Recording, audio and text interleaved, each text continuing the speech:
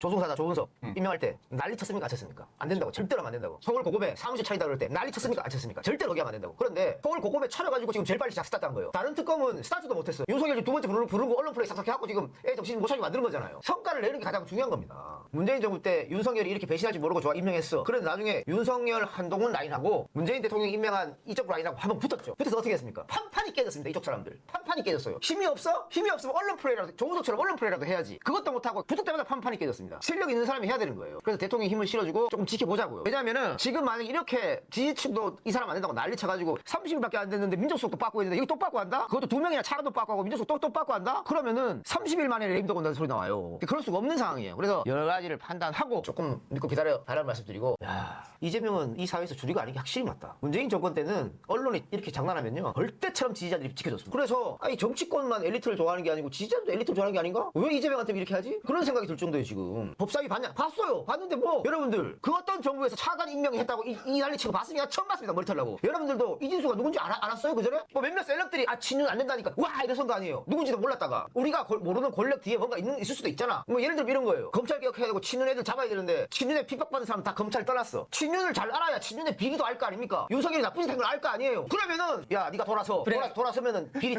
다 이럴 수도 있는 거 아니야. 모르잖아 여러분들 뭔지.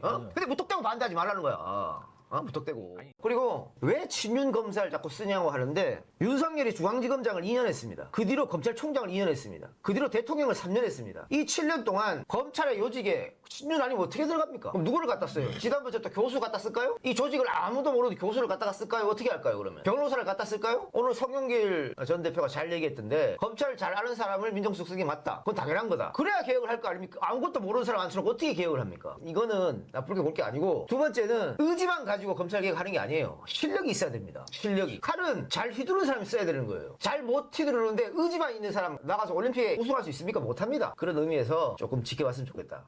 더 이상 무리한 빚으로 그렇지. 집을 사는 시대는 끝내겠다. 이게 이제 헤드라인이에요. 세 가지가 중요한데, 첫 번째는 다주택자라든지 투자 목적으로 집을 살 땐 대출 안 돼. 네, 이게 첫 번째. 두 번째는 뭐냐면, 자, 무주택자분들이나 1주택자도 갈아타기 할 때 대출이 일어나잖아요. 근데 그래서 무리하게 대출 받아서 사는 것도 안 돼. 그래서 6억 원 이상의 대출은 안 돼. 이게 두 번째입니다. 예. 세 번째는 그동안 대출 규제가 받는 사람의 입장에서 규제를 했어요. 이번에는 처음으로 주는 사람들도 규제해요.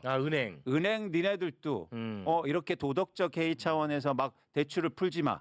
그래서 총량을 규제하고 그런 측면에서 정책 대출도 규제를 했습니다. 네. 이재명 대통령 정부가 용기를 냈다. 네. 담대하게. 네, 그게 사실은 굉장히 어려웠잖아요. 대출해줘라고 막 하는데 안 돼. 사실 이런 거죠. 우리 아이한테 아빠 나 사탕 사줘. 계속 사줘. 그런데 계속 사줍니까? 계속 사주면 이 다 썼고 애 그냥 완전히 그냥 건강 끝장납니다. 지금 그런 상황이었어. 이제 더 이상 사탕은 안 돼라고 한 거 대신 다른 건강식품 먹여줄게. 엄마가 밥 맛있는 거 해줄게. 이런 거예요. 너무 좋았다. 네, 근데 그럴 때마다 사탕 장수들이 나타나가지고 애 죽는다, 애 죽어. 이런 아주 파렴치한 사람아. 애 운다. 애 운다. 운다. 이게 부모냐. 사탕 가게 사장들이. 그렇죠. 왜냐, 대한민국 언론사들 다 그 건설업자 아닙니까? 맞아요. 예. 그동안 사실은 이런 정책이 나오면 이 보수 언론들이나 아니면 보수 경제지들에서 엄청나게 이제 물고 뜯어지죠. 그러니까 대표적으로 이런 방식입니다. 첫 번째, 그러면 대출 안 해주면 현금 부자만 사라는 거죠. 맞아. 그 프레임 나온다고 네. 우리가 예상했었잖아. 그렇죠. 부자들만 그럼 집 사라는 거야? 이 얘기고. 두 번째는 그러면 서민들은 어떻게 집 사? 사다리 걷어차기 우리가 예상했잖아. 그대로 나오잖아. 그렇죠. 국민의힘 언론에서는 그러면 돈 없는 서민들은 강남 40억짜리 어떻게 사냐고 발 동동 굴려요. 이 제정신입니까? 강남 40억짜리는 서민이 못 살까봐 그렇게 걱정돼. 죄다 그런 기사야. 죄다 그런 기사. 그래. 검찰 개혁은 무조건 이번에는 종결된다. 그렇죠. 개혁의 주체는 국회예요. 그렇습니다. 입법을 하기 때문에 네. 그건 안 됩니다. 네. 일단 우리 의원님이 수사 기소 분리하고 검찰은 기소청으로 남는 거에 대해서 반대하지 않으시죠? 그건 당연한 거 아니에요. 봐봐. 박지원 의원님이 아니, 이렇게 말씀하시면 끝난 거 저처럼 아닙니까? 정치적 타협을 네. 이루어져야 된다라고 생각하는 사람도 그렇지. 이건 아니라니까요. 타협 전문가, 야합 전문가이신데 여보세요. 여보세요. 전화 오랜만에 온다.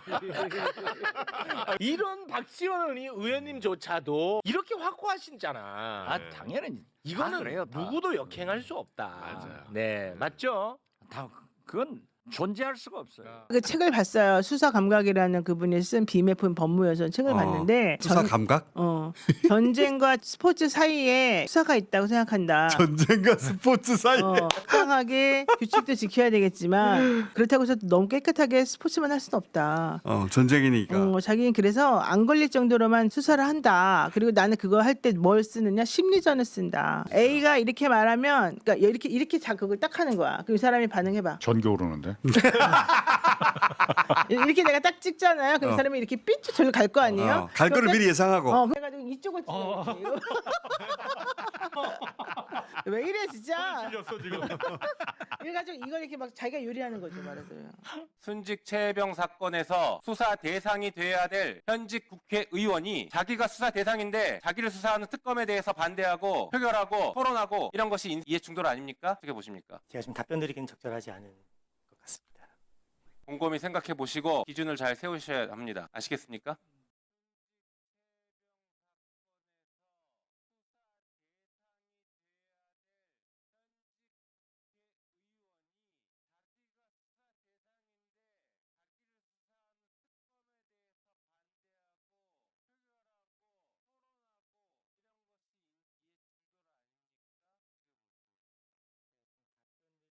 위원회에서 검찰이 보고를 하다가 중단됐다라는 뉴스는 보셔서 아실 겁니다. 검찰이 검찰의 권한을 강화하는 쪽으로 지금 보고를 해서 현 대통령의 공약과 배치된다. 수사 기소 분리는 이재명 대통령의 공약이었고 이 정부에서 가장 핵심 개혁 과제입니다. 그런데 행정공무원에 불과한 검사들이 그것을 받아들일 수 없다, 뒤집어 놓겠다 이렇게 보고하는 것이 타당합니까? 지난 대선은 그럼 왜 치른 겁니까? 일개 행정공무원들이 국민의 선택을 불복하는 것 대선 불복 아닙니까? 거기에 대한 명확한 입장 말씀해 보십시오. 검찰에서도 여러 가지 제도 변혁 이전에 변해야 될 부분이 있다고 생각합니다.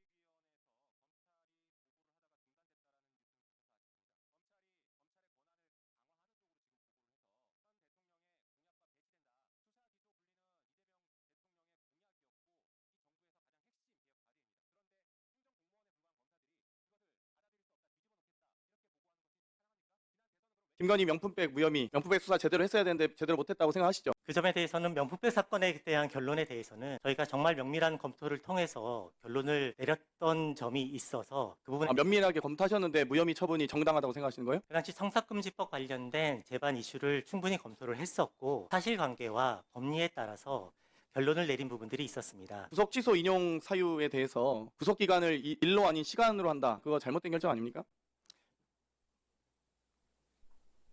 현재 형사소송법과 기존의 관례에 따르면 현재로서는 일로 기준하는 것, 일을 기준으로 산정하는 것이 맞습니다. 구속 기간을 시간으로 했던 법원의 직영 판사의 판결과 대검의 입장은 잘못된 입장이었죠.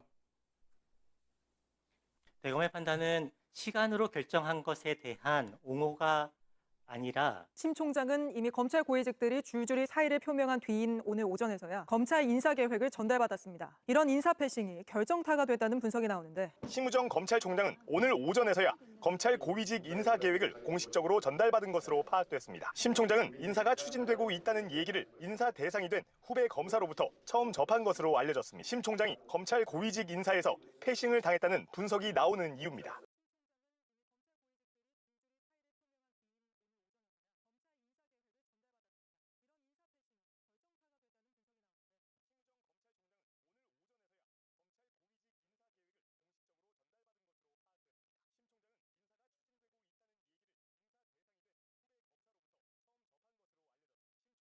그동안 사실은 이런 정책이 나오면 이 보수 언론들이나 아니면 보수 경제지들에서 엄청나게 이제 물고 뜯어지죠. 그러니까 대표적으로 이런 방식입니다. 첫 번째, 그러면 대출 안 해주면 현금 부자만 사라는 거죠. 맞아.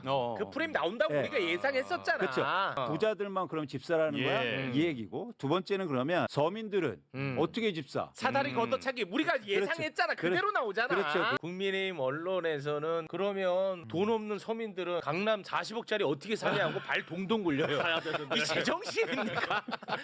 강남 40억짜리를 서민이 못 살까봐 그렇게 걱정돼. 죄다 그런 기사야. 죄다 그런 기사. 그래.